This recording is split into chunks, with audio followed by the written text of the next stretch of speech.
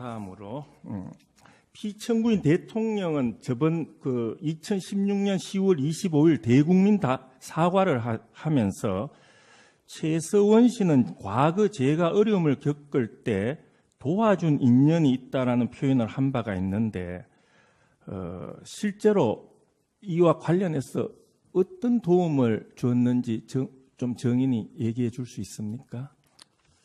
국회의원 보궐선거 나가실 때도 주변에 아무도 안 계셨고 그때도 굉장히 어려운 상황에서 나가셨기 때문에 그때도 저희 유연이 아빠가 좀 도와주시고 그렇게 했고 또 전두환 시절에 그때 많이 핍박을 많이 받으셨는데 그때 굉장히 마음을 힘들게 가지셔서 거의 가택에서 계셨기 때문에 그때 많은 위로를 좀 편지로나 뭐 이런 걸 많이 해드린 적이 있습니다. 그러니까 어렵고 힘들 때 도와줘서 그 인연이 그랬고 또 제가 곁에서 떠나지 못했던 이유도 챙겨주실 분도 사실 옆에 다른 분들은 안팎에 다 계시니까 그렇지만 마땅히 없었고 또 본인이 필요한 이런 개인적인 거나 이런 거를 해주실 분이 없어서 정말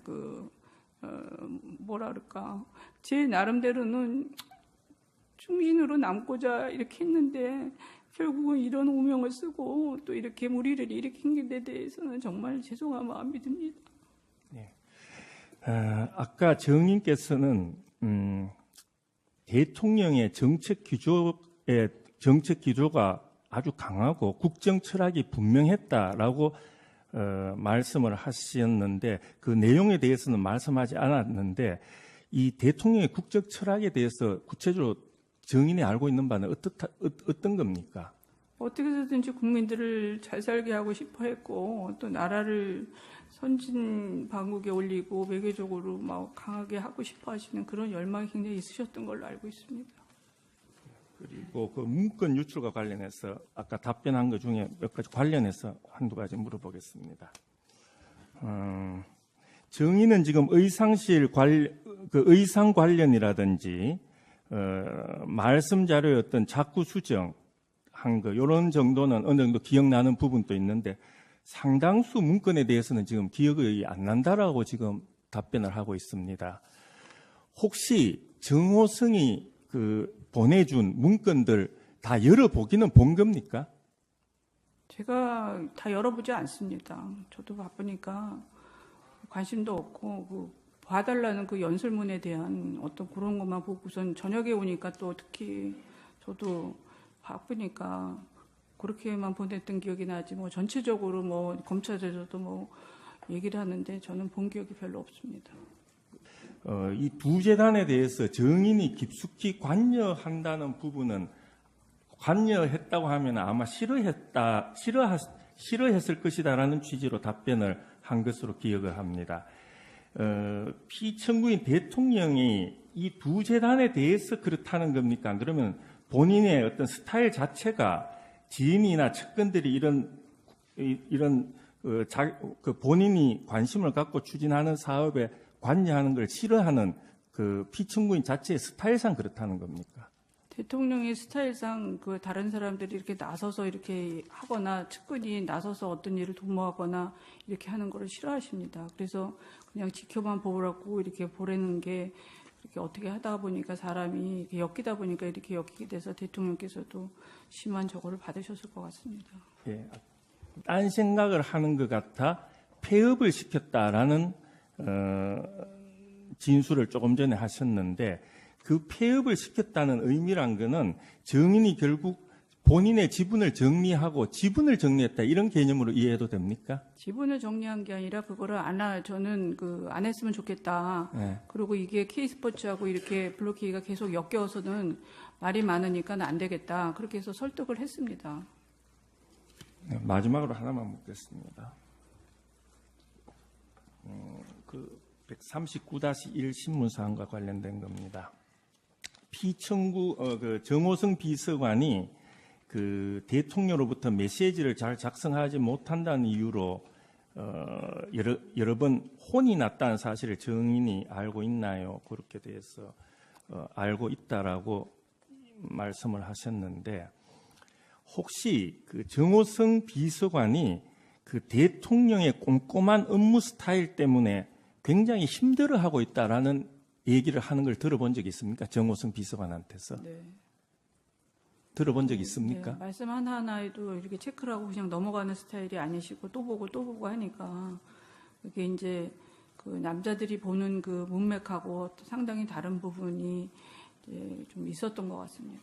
특히 그런 어려움은 연설문이나 말씀 자료 연설문이나 말씀 자료의 작성과 관련된 부분에서 그렇다는 건가 하면 전체적으로 그랬다는 겁니까? 작성과 연설문이죠. 예, 이상입니다. 조작했다. 고영태가 조작했다. 이런 말씀도 하셨고 고영태와 그 주변 인물들을 가리켜서 걔네들이라고 지칭하면서 걔네들이 만든 계획을 가지고 뒤집어 씌우려고 한다. 이런 말씀들을 하신 부분과 관련이 됩니다. 그 걔네들이라고 증인이 지칭한 사람들이 구체적으로 이름이 어떻게 되는지요? 고영태, 네. 그다음에 또 유상용, 노승일, 그다음에 김수현 정도라고 생각합니다. 김수현 정도다.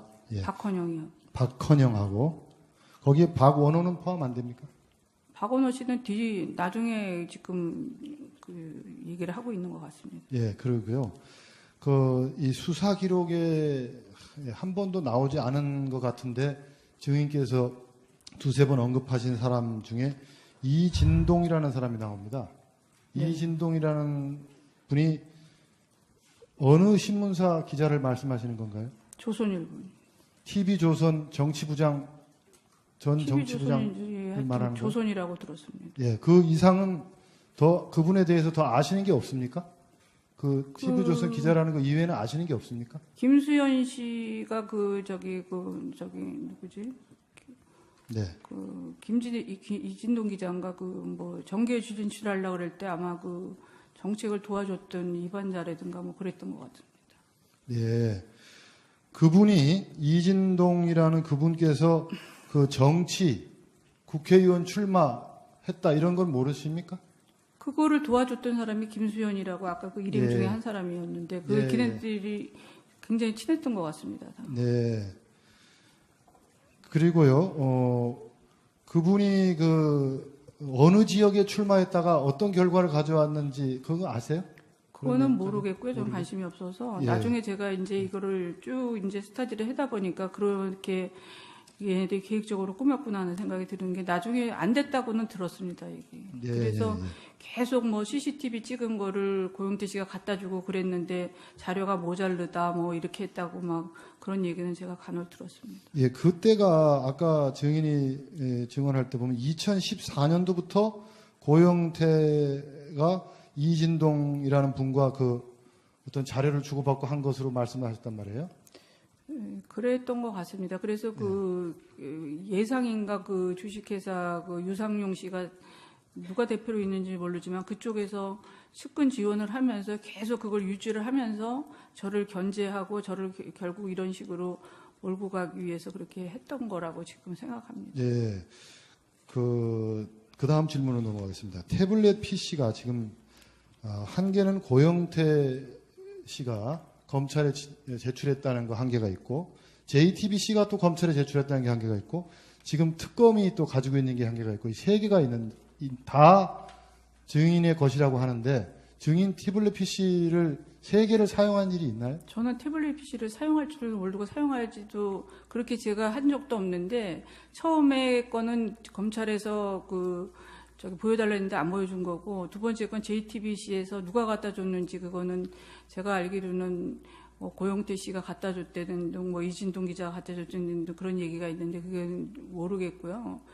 그게 처음에는 독일에서 발견됐다가 또 우리 집 밑에서 발견됐다가 또 말을 계속 JTBC에서 바꾸고 있지 않습니까? 그 내용의 실체는 저는 모르겠고 그다음에 세 번째 제가 청문회 때 노승일 씨가 얘기하는 걸 들었는데 제가 더블루키를 옮기면서 그쪽에다가 두고 가라 그랬다고 제가 제 발등을 찍었다고 고영태 씨의 책상에 두고 가라 그랬는데 저는 그렇게 얘기한 적도 없고 거기서 태블릿 PC를 본 적도 없습니다. 그리고 지금 그 장시호가 그 조카가 갖다 줬다고 그러는 거를 지금 자신 있게 내놓은 그 저기 검찰에서 특검에서 내놓은 거는 제가 보기엔 강요에 의해서 걔가 그 태블릿 PC를 지껏 쓰던 거를 내놨지. 저는 제 태블릿 PC를 제 이름으로 사용한 적이 없습니다. 그거는 뭐 L자에다가 제 이름으로 제가 했대는데 제 이름으로 제가 개설할지도 모르고 개설한 적도 없는데 그렇게 자신 있게 내놓은 거 보면은 그 모르겠습니다. 제 검찰에서 조카하고 지금 이모 사이에도 이런 강압적인 수사를 하는 거에 대해서 정말 너무 강압적인 수사를 해서 제가 특검에 정말 가면은 정말 자살할 것 같아서 갈 수가 없습니다. 너무 폭행적이고 언어적이고 저기에서. 다음 질문하겠습니다. 정호성 비서관으로부터 이제 여러 가지 뭐 메일이라든지 뭐 문자라든지 이렇게 받은 게 아까 말씀하셨는데요.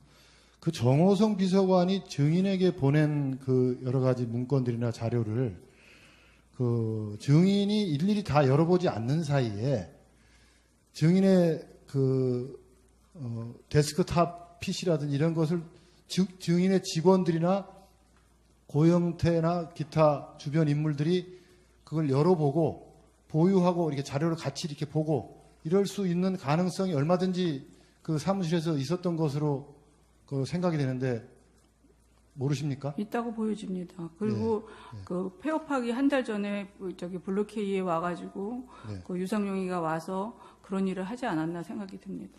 예, 그리고 그 고영태 씨가 그 가방을 디자인하거나 제작한 사람이 아니었다고 아까 말씀하셨죠? 네. 그러면 대통령에게 피청구인 대통령에게 지금 가방이 뭐 납품이라고 할까요? 뭐 전달이 된 것을 고영태가 제작한 것으로 다들 국민들이 알고 있는데 그게 아니란 말인가요? 그 제작 회사를 따로 갖고 있었던 건 아닙니다. 그 회사는 망하지 않았습니까? 그러면 그 가방들은 그러면 어디서 난 걸 청와대로 가져간 겁니까? 모르겠습니다. 그 뭐 지인들이 하는 거기에서 뭐 공장에서 만들어 오거나 뭐 그런 걸 그랬던 것 같습니다. 예, 그러시고요. 아까 그 증언 도중에 미르라는 회사가 설립된 이후에 자기네들끼리 문제가 발생한 것 같다. 그래서 싸움이 일어난 것 같다. 그런데 그 자기네들끼리라는 게 누구며? 미르요? 예, 미르라는 그 회사가 설립된 이후에 자기네들끼리 문제가 발생해가지고 싸움이 일어난 것 같다. 그 미르 재단이. 그렇게 아까 증언을 하셨단 말이죠. 그 자기네들이라는 게 누구고 어떤 문제가 있었던 것으로 말씀하시는 건가요? 그거는 이성한 사무총장이 차은택 씨가 소개를 했는데 그 김성현 씨하고 이렇게 세 명이 친했던 것 같은데 그 무슨 그것도 고소고발이 들어간 걸로 알고 있는데 그 이성원 씨가 문제가 있었다고 그래가지고 그 뭐 수산물 시장인가 거기하고 뭐 몇 개 비즈니스 했는데 자기네들끼리 안 돼가지고 이 마찰이 있어가지고 서로 굉장히 그 시끄러워갖고 그때부터 무슨 그 녹음을 해갖고 다니면서 그거를 걔네들 그 관계들이 막 복잡해지고 시끄러워지고 막 그래서 이게 계기가 불화가 된 것 같습니다. 예, 그러시고 2014년 이후에 누군가가 뭐 최순실 게이트를 만들겠다고 증인에게 협박을 하고 우격다짐을 했다 그러는데 그 사람이 누군가요? 고용태입니다. 고영태입니까? 예. 그리고 아까 말씀하시면서 증언하시면서 걔네들 기획에서 뒤집어 씌운다 그러는데 그 걔네들이 정현식과 박헌영 이외에 또 누구라는 얘기를 아까 하려다가 못했습니까? 아니 K스포츠단은 그 K스포츠단이 움직이는 그 사업 계획이 있는 건데 그거를 그 전부 블루케이에서 무슨 제가 이제 지시를 해가지고 이익을 창출하는 것 같이 갑자기 지금 제가 독일을 갔다 오니까는 검찰에서 그런 식으로 전부 얘기를 했더라고요. 검찰에서 무슨 어떤 수사 방향을 갖고 있는지 모르지만 그래서 제가 너무 놀래가지고 그런 거가 아니었나 생각이 드는 거죠. 예, 그리고 검찰에서 아까 증언하셨대요. 검사가 검사인지 뭐 정확하게는 말씀 안 하셨지만 검찰 측에서 이야기하기를 돈을 안 먹어서 그나마 다행이다라고 하면서 금전적 이익을 얻었던 것은 검찰에서도 없다고 했다 이렇게 말씀을 하셨단 말입니다. 네. 그러면은 그 이야기는 그 검찰에서 증인에 대한 계좌 추적을 압수수색 영장을 받아가지고 계좌 추적을 다 한 결과 그렇다는 말을 하던가요? 그렇게 다 한 거겠죠. 돈을 제가 한 번도 먹은 적이 없는데 이게 어떻게 해서 제가 이렇게 뭐 수십억을 먹고 무슨 이렇게 이렇게 이익을 보는 것 같이 이렇게 구조가 돼 있느냐. 이건 말이 안 된다 그랬더니 그거 돈을 안 먹어서 다행인 줄 아십시오 그랬더라고요. 예, 그러시고요. 마지막 예. 이제 조금만 더 묻겠습니다. 그 이성한이라는 사람으로부터 5억 원을 내놓으라는 그런 공갈 협박을 받았다고 했는데요.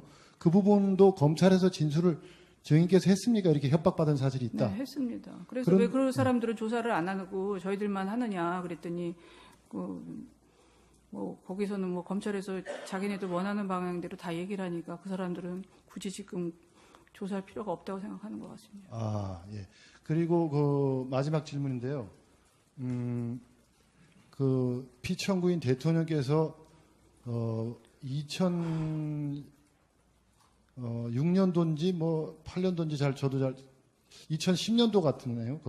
그 지방선거 때 이 어떤 연설장에서 괴한으로부터 이 칼에 얼굴을 맞아가지고 그 입원한 적이 있었죠. 네. 그때 그 증인께서 간호를 해드렸습니까? 아니요. 거기는 뭐 3중, 2중으로 쌓여서 들어가고 싶어도 들어갈 수가 없었습니다. 예. 근데 그런 얘기가 왜 나왔는지 모르겠어요. 예. 이상입니다. 2014년도에 그 뭐 게이트를 만들겠다 이렇게 협박을 당하셨다고 했는데 뭐 어떤 연유로 인해서 누구로부터 그렇게 협박을 받은 겁니까? 뭐 이 정권이 끝날 무렵쯤에 그 게이트를 터뜨리겠다. 자기가 알고 있는 모든 거를 그러니까 협조를 해서 도와달라. 그래서 제가 이제 그 달래가면서 도와줬는데 결국은 제가 이 그 블루케이랑 이렇게 연결돼 갖고 더 가다가는 큰 문제가 발생할 것 같아서 결국 폐업을 하고 문을 닫으니까 결국 뭐 계속 그 이진동 기자한테 그 자료는 계속 갖다 줬던 것 같습니다. 그게 2014년도에 협박받은 내용입니까? 2014년도가 아니라 15년도, 16년, 15년도나 14년도 그쯤인 것 같습니다. 2015년, 14년도 정도에 이진동 이준동 기자하고는 굉장히 가깝다고 다 얘기를 하면서 네네. 그때도 뭐 자료를 갖다 줬는데 당시에 그게 협박했던 사람들이 뭐 고영태나 유상영, 노승일은 아니었던 거고요. 그러니까 유상용이가 누구죠? 김수현이랑 같이 일을 했었는데 근데 저도 헷갈리는 게 그 유상용 씨가 들어와 갖고는 고영태를 흉을 막 보고선 이렇게 사이가 나쁘니까 쫓아내라 그랬다가 또 이제 자기네들이 지금 하는 거 보니까 또 같이 다 지금 그 언론에서 하는 거 보니까 같은 맥락으로 저를 공격하는 거 보니까 저를 완전히 이 헷갈리게 해가지고 독일에 있을 때도 그 의도적인 그 문자 메시지를 보니까 연합 기자 그거 문자도 저한테 계속 그걸 보내라는 거예요. 그래야지 유리한 국면으로 돌아간다고.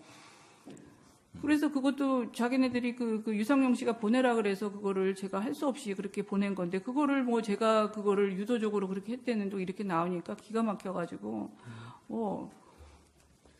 어디에서 진실이 있는지 누가 진짜 사람인지 믿기가 어려울 정도입니다 지금. 그 증인은 그 고영태 씨 친구 유상영을 언제 어떻게 알게 됐습니까?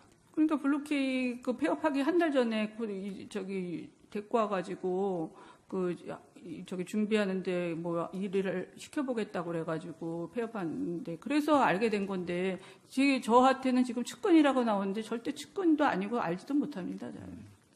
그 유상영 씨는 그 강남에 그 주식회사 예상이라고 별도 회사를 차려놓고 네. 뭐 따로 활동을 했었고 아마 고영태 씨도 뭐 거기에 약간 관여가 된 것 같은데 그런 내용은 전혀 모르시나요?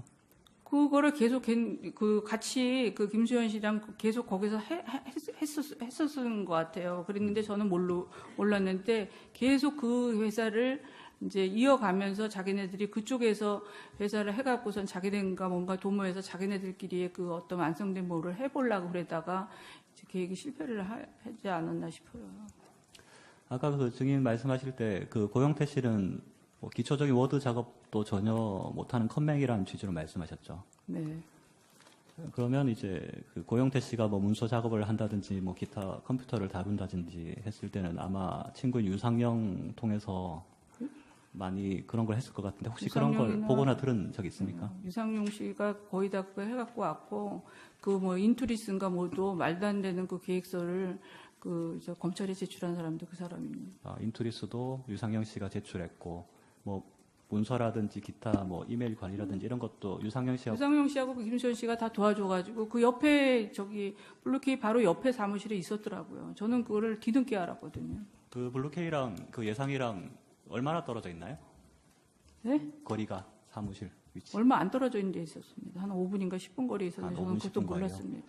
아, 그러니까는 블루케이 K스포츠를 자기네들이 오히려 이용을 해가지고 거기에 자기 사람들을 심어갖고 자기네들이 원하는 그 체육 사업을 하고 싶었던 것 같습니다. 증인 그 청문회 때 그 고영태 씨하고 뭐 집 문제, 돈 문제로 뭐 싸웠다고 얘기했는데 그건 언제 왜 싸우신 건가요? 아니 돈을 자꾸 임차를 해달라 그러니까 저한테 감정이 안 좋은 게 확확 사업 자금하고 이런 거를 밀어줘야 되는데 이제 뭐 대통령 측근인 줄 아는데 그것도 안 해주고 하니까 감정이 쌓이면서 자기네들이 이제 뭔가 회사를 좀 차려보려고 했던 것 같습니다. 그 고영태 씨가 그 증인한테 뭐 돈이라든지 재반 여러 가지를 자주 요구를 하는 편이었나요? 몇 번 보니까 임차해 사업 준 자금도 적이 좀 대준 있습니다. 것 같고 한데 예. 뭐 한 몇 번 정도 그렇게 대줬는지 기억이 나십니까? 뭐 신용불량자여 있어가지고 뭐 카드나 뭐 이런 거 절대 쓰지 못하는 그게 돼가지고 그때 저희 그 변호사님을 소개를 한번 해가고 그거를 한번 대여해 준 적이 있습니다. 고영태 씨가 신용불량자여서 뭐 본인 명의로 뭐 대표이사로 취임하든지 이런 것도 안 되고 그렇게 해서 네. 아마 뭐 다른 측근들을 세우고 그리고 뭐 돈도 없기 때문에 증인이 돈도 빌려주고 뭐 이런 네, 관계였던 네. 건가요? 네, 이상입니다. 제가 한 가지만 좀 죄송합니다. 서석구 변호사입니다. 그 증인이 아까 증언하면서 강압 수사를 받았다, 모욕적인 조사를 받았다, 폭언을 받았다 이런 것과 관련해서 제가 보충 신문을 간략하게 하겠습니다. 그 사항은 지금 우리 이 증언하고 지금 관계가 없는 상황 아니에요? 이 증인의 그동안 그거는 지금 충분히 이 신문 과정에서 지금 그런 부분들이 왜냐하면 제 논의가 생각에는 됐잖아요. 폭언이라든가 모욕, 구체적으로 어떤 폭언을 들었고 어떤 모욕을 그럼 아주 간략하게 한번 질문하세요. 예. 증인은 아까 증언을 하시면서 유럽에서 돌아온 그 다음 날 조사를 받았다고 그러셨죠? 네. 그리고 새벽 1시 35분까지 조사를 받아가지고 그 조서를 받을 때는 그 뻗을 지경이었고 그래서 내용을 충분히 그 내용을 검토할 수가 없었다. 서명한 것은 사실이지만 그런 얘기를 했죠. 네. 그리고 증인은 제가 수사 기록을 보니까 원래 신경쇠약을 지병을 갖고 있었다는데 사실입니까? 네.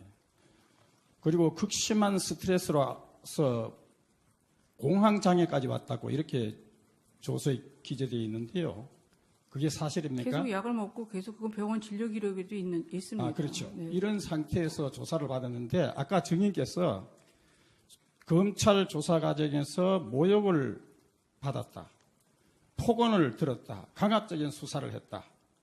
그리고 그래서 이 심야 조사도 받았다 이런 얘기를 했는데 구체적으로 어떤 내용의 모욕을 겪었으며 또 폭언을 들었고 강압 수사를 했다는 것인지 그걸 좀 자세하게 설명해 주시죠.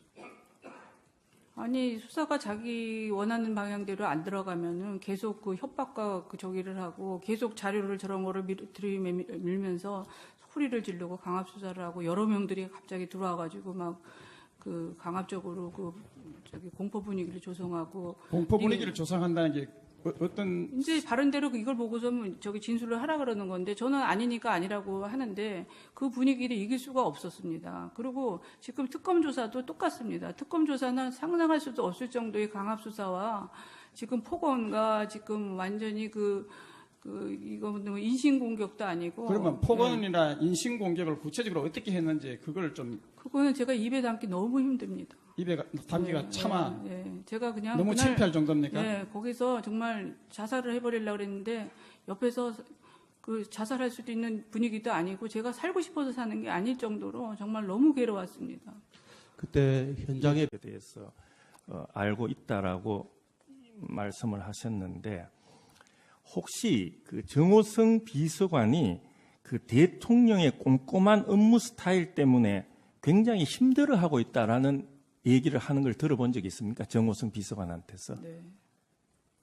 들어본 적 있습니까? 네, 말씀 하나하나에도 이렇게 체크를 하고 그냥 넘어가는 스타일이 아니시고 또 보고 하니까 이게 이제 그 남자들이 보는 그 문맥하고 상당히 다른 부분이 이제 좀 있었던 것 같습니다. 특히 그런 어려움은 연설문이나 말씀 자료 연설문이나 말씀 자료의 작성과 관련된 부분에서 그렇다는 건가 하면 전체적으로 그랬다는 겁니까? 작성과 연설문이죠. 좀. 예, 이상입니다.